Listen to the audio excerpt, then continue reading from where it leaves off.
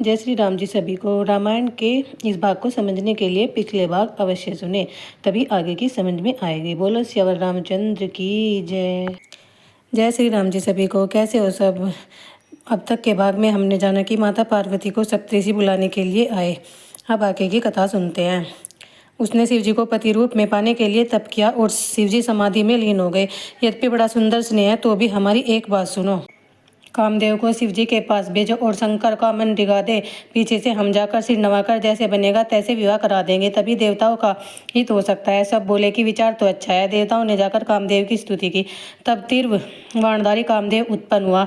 तब सब देवताओं ने अपनी विपत्ति सुनाई। इस पर कामदेव ने मन में विचार किया और हंसकर कहने लगा कि शिव से विरोध करने पर मेरी कुशल नहीं है, तो भी मैं तुम्हारा कार्य अवश्य करूंगा। वेद का वाक्य है कि जो परोपकार में ही धर्म है और औरों के लिए अपनी देह त्याग देते हैं, संत जन उनकी प्रशंसा करते हैं। यह कहकर सबको प्रणाम कर पुष्पों का धनुष हाथ में ले चला। चलते चलते कामदेव जी ने सोचा कि शिव जी से विरोध करने पर निश्चय ही हमारी मृत्यु है।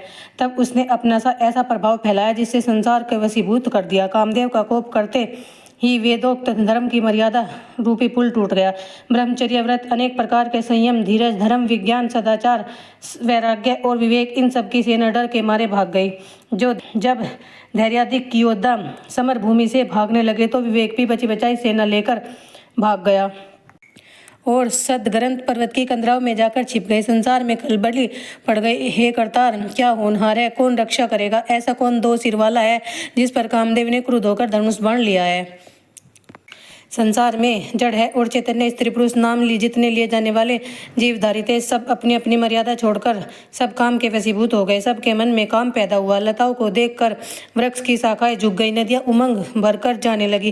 तालाब में तलैया संगम करने लगी। जहाँ जड़ों की यह दशा थी वहाँ चैतन्य के कर्तव्य कौन कह सकता है? पशु पक्षी, नभचर, जलचर, थलचर सब ही कुसुम्या काम के वशीभूत हो गए। संपूर्ण लोग कामांध होने से चिंतित हो गए। चकवा चकवी दिन रात का विचार भूल गए।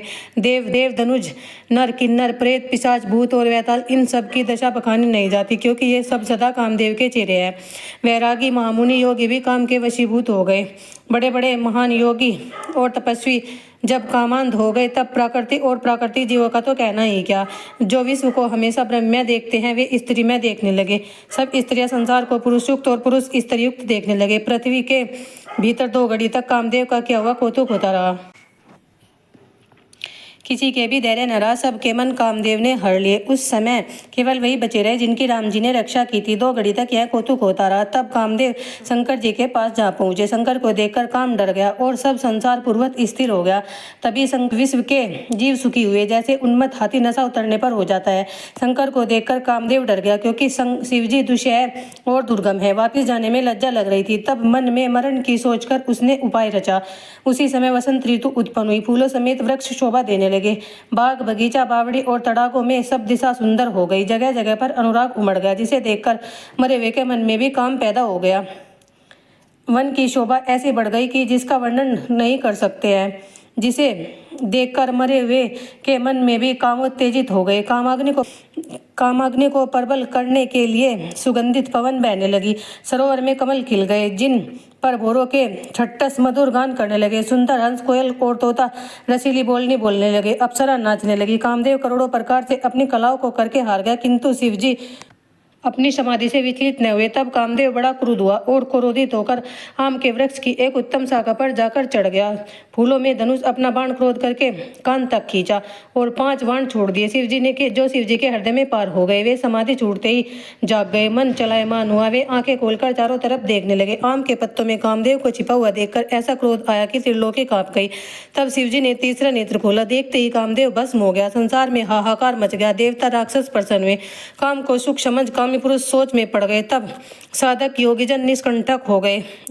योगी निडर हो गए। पति की दशा सुनकर रति मूर्छित हो रोती पीटती शिवजी के पास आ गई और अनेक प्रकार की तरह हाथ जोड़कर खड़ी हो गई। तब कृपालु शिवजी उस स्त्री को अबलाजान निष्ठाए देखकर बोले, हे रति, अब तेरे पति का नाम अनंग होगा और बिना देह के ही व्यापेगा। अब जिस प्रकार मिलेगा सो सुन। जब पृथ्वी का भार हरने के लिए यदुवंश में कृष्ण अवतार होगा, तब कृष्ण का पुत्र प्रद्युम्न तेरा पति होगा, मेरा वचन सत्य है। शिव जी की बात सुनकर रति चली गई। और अब आगे की कथा कहता हूँ। जब देवताओं को यह समाचार मिला तब ब्रह्मादिक सब देवता वैकुंठ को चले गए। फिर ब्रह्मा और विष्णु को साथ लेकर देवता शिव जी के पास गए। सब अब शिव जी को अलग अलग स्तुति की। तब चंद्रमा धारण करने वाले शिव जी प्रसन्न हुए। शिव जी बोले, हे देवताओं, कैसे आए हो? ब्रह्मा बोले, हे प्रभु, यदि घट घट के वासी है तो भी स्वामी भक्तिवश हो विनय करता हूँ।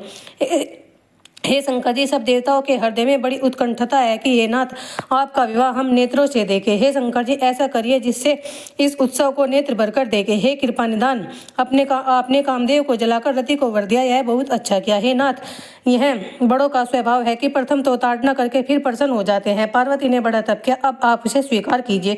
ब्रह्मा जी की प्रार्थना सुनकर प्रभु की वाणी समझकर शिव जी ने कहा, ऐसा ही होगा। तब देवता नगाड़े बजाकर फूल वर्षा कर बोले, हे सुरेश, आपकी जय हो। समय जानकर सप्त ऋषि आए और उनको ब्रह्मा ने हिमाचल के घर भेजा। वे वहां गए जहां भवानी थी और छल से भरी हुई मीठी बात कहने लगे।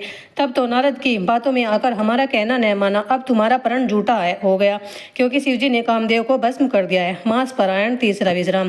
बोलो श्यावर रामचंद्र की जय।